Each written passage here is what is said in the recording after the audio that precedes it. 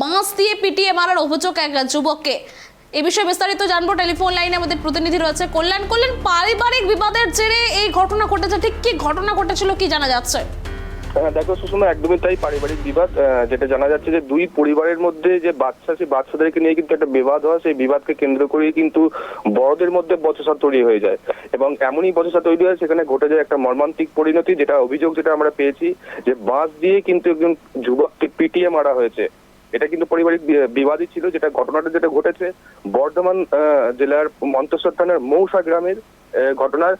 যিনি মৃত হয়েছেন বা যাকে বাঁশ দিয়ে পিটিয়ে মারা হয়েছে তার নাম যেটা আমরা জানতে পেরেছি হাসিবুল শেখ, বয়স 23 বছর। সেই হাসিবুল শেখ কিন্তু ভিন দেশে পরিযায়ী শ্রমিকের কাজ করতেন। মাসখানেক আগেই কিন্তু বাড়ি থেকে ফিরেছিলেন এবং বাড়িতে ফেরার পরেই কিন্তু পরিবারের মধ্যে একটা অশান্তি হয়, জমি জায়গা প্লাস তার সাথে সাথে কিন্তু বাচ্চাদের নিয়ে একটা ঝামেলা হয়। সেই ঝামেলাকে কেন্দ্র করেই কিন্তু একটা বড়সড় ঘটনা ঘটে যায় এবং পিটিয়ে মেরে ফেলার মতো একটা অভিযোগ ওঠে।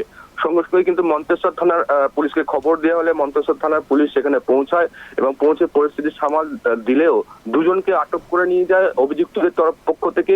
এবং যেটা আজকে সকালের খবর যে দুজনকে গ্রেপ্তার করা হয়েছে এবং আজকে বর্ধমান আদালতে তাদেরকে পেশ করা হবে অভিযুক্তদের। সুষমা, ধন্যবাদ কল্যাণ।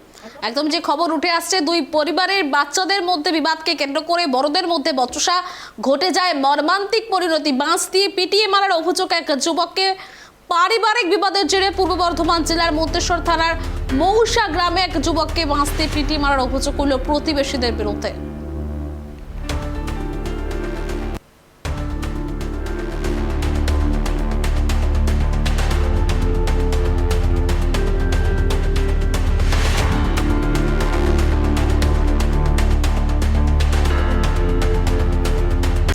ছেলে মারামারি হয়েছে, দিয়ে গিয়েছে আর ওরা মেরে ফেলে দিয়েছে।